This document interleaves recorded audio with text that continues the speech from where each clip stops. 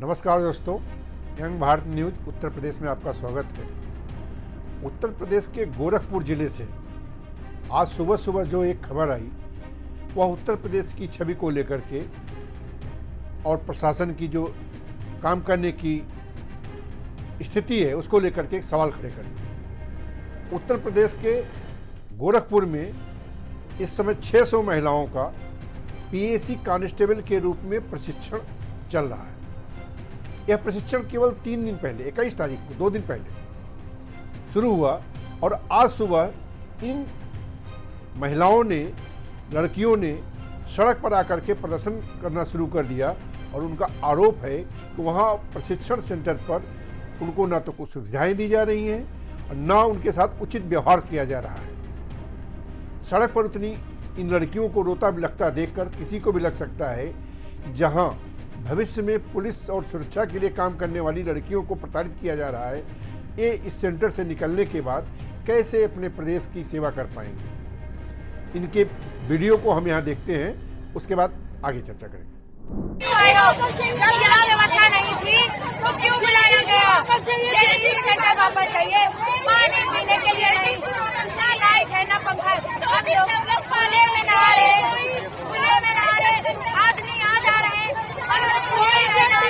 हर जगह के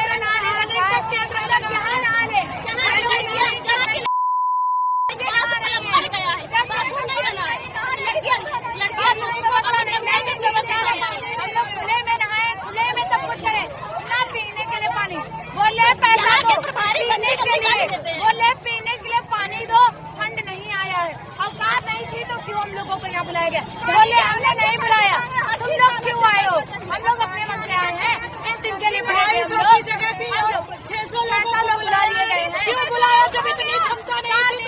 क्यों बुलाया? यहाँ पर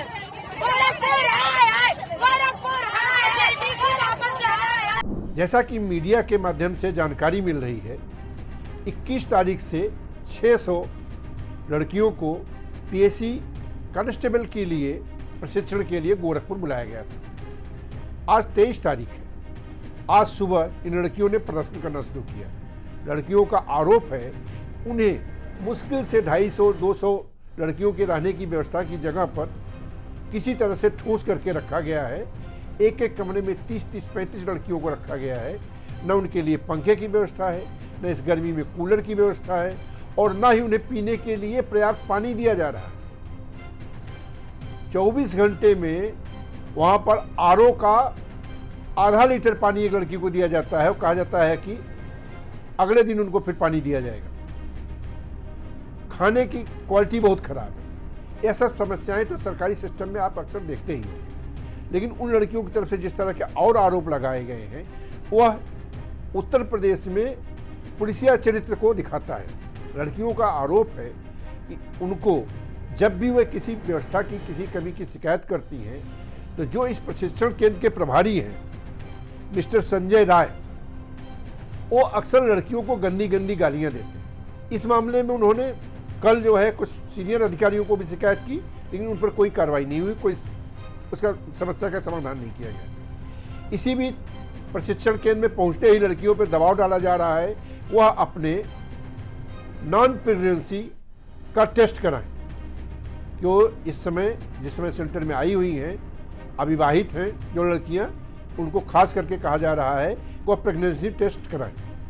इस बात के लिए उन पर दबाव डाला जा रहा है। लड़कियां इसके लिए तैयार नहीं है। इस तरह की कई ऐसे इशू हैं जो लड़कियों ने उठाया और कहा कि उन्हें जिस अमानवीय हालत में रख करके ट्रेनिंग देने की कोशिश की जा रही है, उन हालात में वह यहाँ रह करके महीनों की ट्रेनिंग कैसे पूरी कर पाएंगे। और आज सुबह 6 बजे वह सड़क पर आ गई। पीएसी 26वीं बटालियन का यह सेंटर जो है बिछिया में स्थित है, जहाँ यह घटना आज सुबह शुरू हुई।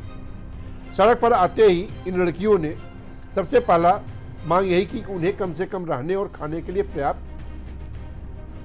ढंग से चीज़ें प्रस्तुत की जाएं, दी जाएं। और उन्होंने जो आरोप लगाया कि उन्हें कम से कम नहाने और कपड़े बदलने के लिए सुरक्षित जगह दी जाए। लड़कियों को ने बताया कि चूंकि संख्या में ज़्यादा लड़कियों को बुला लिया गया है और वहाँ पर व्यवस्था नहीं है, ऐसे में एक खुले हॉल में उन सबको नहाने को कहा जाता है, मजबूर होना पड़ता है। और उस हॉल में और गैलरी में सीसीटीवी कैमरे लगे हुए हैं। स्थानीय अधिकारियों से कहा गया इन सीसीटीवी कैमरे को हटवाइए, इन कैमरों को नहीं हटवाया गया। जो उनके साथ दुर्व्यवहार किया जा रहा है वो अपनी जगह है। बताया गया कि इस सेंटर पर लड़कियों के प्रशिक्षण के नाम पर काफ़ी संख्या में कूलर खरीदे गए थे, लेकिन लड़कियों को सिर्फ 1 या 2 कूलर दिया गया और यहाँ तक कि कुछ जगहों पर लड़कियों को पंखे की भी व्यवस्था नहीं है। जितने हॉल थे उनमें ज़्यादा से ज़्यादा लड़कियों को जगह देने के बावजूद कुछ लड़कियों को टीन शेड में रखा गया। मतलब वो इन हालात में वहाँ रख के प्रशिक्षण करने के लिए मजबूर हैं, जिन हालात में आमतौर पर कोई आदमी रहना नहीं चाहता है। और इन बातों की शिकायत किए जाने पर उनको गालियाँ दी जाती हैं। जैसा कि आपको पता है कि उत्तर प्रदेश में पुलिस और पीएससी में महिलाओं को 20% भर्ती में आरक्षण दिया गया है। उसी क्रम में ये पहली बार है कि इतनी बड़ी संख्या में पीएससी में महिला कांस्टेबलों की ट्रेनिंग का आयोजन किया गया है।